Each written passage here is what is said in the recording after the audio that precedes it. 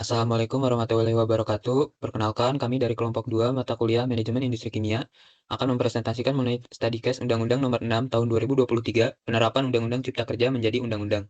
Dengan dosen pengampu Insinyur Joko Udowo, Sarjana Teknik Magister Hukum, IPM ASEAN Engineering. Namun sebelum itu, kami akan memperkenalkan diri kami terlebih dahulu. Dimulai dari saya sendiri, Fahri Fargani Yusran dengan NIM 066. Perkenalkan, nama saya Enrique Rian Juminarti dengan NIM 014. Perkenalkan, saya Maesta Viglia Fiora dengan NIM 034. Perkenalkan, nama saya Anida Desira Nainfar dengan NIM 037. Perkenalkan, nama saya Farazia Hamida dengan NIM 050. Perkenalkan, nama saya Muhammad Fahral Ghifari dengan NIM 041.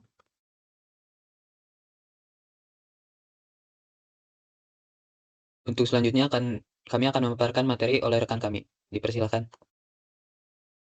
Baik, di sini saya akan menjelaskan dulu dari latar belakang study case yang kita ambil itu ada di PT BFI Finance, di mana sebelumnya melakukan PHK secara sepihak, di mana PHK sendiri itu merupakan pengakhiran hubungan kerja yang memberikan dampak terhadap hubungan hak dan kewajiban antara karyawan dengan perusahaannya.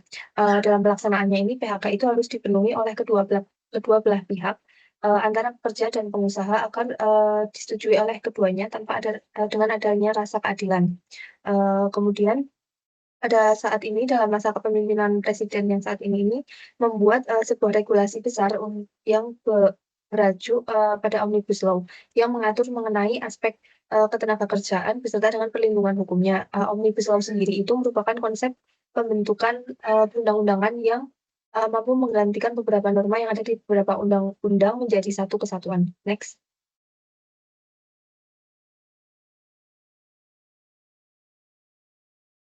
Nah, kemudian permasalahan yang ada di perusahaan ini atau di PT BFI Finance itu diawali sejak tahun 2021, di mana perusahaan ini melakukan PHK secara sepihak kepada karyawannya yang bernama Mai Diansyah.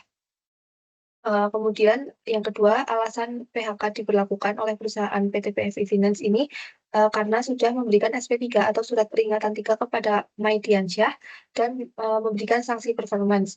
Namun, pekerja atau karyawan yang bernama Mai Diansyah ini itu tidak merasa melakukan kesalahan dalam pekerjaannya dan tidak pernah menerima surat peringatan baik itu dari surat SP1 ataupun SP2. Kemudian pekerja ini juga merasa pesangon yang diberikan oleh PT BFI Finance ini tidak sesuai dengan ketentuan yang ada. Next. Baik, kemudian ada pokok permasalahan dari kasus ini, yaitu mengacu pada pasal 151 ayat 2, yaitu tentang UU Cipta Kerja, yang berbunyi, dalam hal pemutusan hubungan kerja tidak dapat dihindari. Maksud dan alasan pemutusan hubungan kerja diberitahukan oleh pengusaha kepada pekerja. Hal ini menunjukkan bahwa PT BFI Finance tidak memenuhi ketentuan yang ada, sehingga PT BFI Finance ini melanggar pasal yang di atas. Kemudian ketika korban yaitu Mai Diansyah melakukan penolakan pihak perusahaan langsung melakukan surat PHK pada 31 Mei tahun 2021 yang seharusnya menurut pasal 151 ayat 3 Undang-Undang Cipta Kerja bahwa jika salah satu pihak merasa keberatan, maka harus dilakukan perundingan bipartit. Dari ayat tersebut dapat disimpulkan bahwa tidak ada jalur PHK yang dilakukan secara sepihak, harus ada persetujuan walaupun tidak tercapainya kesepakatan. Next.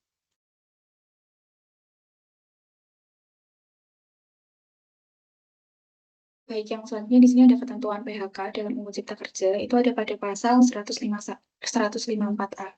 Pada ayat 1, yaitu pemutusan hubungan kerja dapat terjadi karena alasan yang pertama, perusahaan melakukan penggabungan, peleburan, pengambil alihan, atau pemisahan perusahaan dan pekerja atau buruh tidak bersedia melanjutkan hubungan kerja atau pengusaha tidak bersedia menerima pekerja atau buruh. Kemudian yang kedua, perusahaan melakukan efisiensi diikuti atau tidak diikuti dengan penutupan perusahaan yang disebabkan perusahaan mengalami kerugian. Yang selanjutnya itu perusahaan tutup yang disebabkan karena perusahaan mengalami kerugian secara terus-menerus selama 2 tahun. Kemudian perusahaan tutup yang disebabkan keadaan memaksa. Kemudian ada perusahaan dalam keadaan penundaan kewajiban pembayaran utang, perusahaan pilot, kemudian adanya permohonan pemutusan hubungan kerja yang diajukan oleh pekerja atau buruh dengan alasan pengusaha melakukan perbuatan sebagai berikut. Yang pertama di sini ada menganiaya, menghina secara kasar atau mengancam pekerja atau buruh. Kemudian yang kedua membujuk atau menyuruh pekerja atau buruh untuk melakukan perbuatan yang bertentangan dengan peraturan perundang-undangan. Kemudian yang ketiga yaitu tidak membayar upah secara tepat waktu yang telah ditentukan selama 3 bulan berturut-turut atau lebih, meskipun pengusaha membayar upah secara tepat waktu sesudah itu. Kemudian yang keempat, tidak melakukan kewajiban yang telah dijanjikan kepada pekerja atau buruh. Yang kelima yaitu memerintahkan pekerja atau buruh untuk melaksanakan pekerjaan di luar yang diperjanjikan. Kemudian yang keenam yaitu memberikan pekerjaan yang membahayakan jiwa, keselamatan, kesehatan, dan kesusilaan pekerja atau buruh, sedangkan pekerjaan tersebut tidak dicantumkan pada perjanjian kerja. Kemudian terdapat adanya putusan lembaga penyelesaian perselisihan hubungan industrial yang menyatakan pengusaha tidak melakukan perbuatan sebagaimana yang dimaksud pada huruf G, yaitu terdapat permohonan yang diajukan oleh pekerja atau buruh dan pengusaha memutuskan untuk melakukan pemutusan hubungan kerja.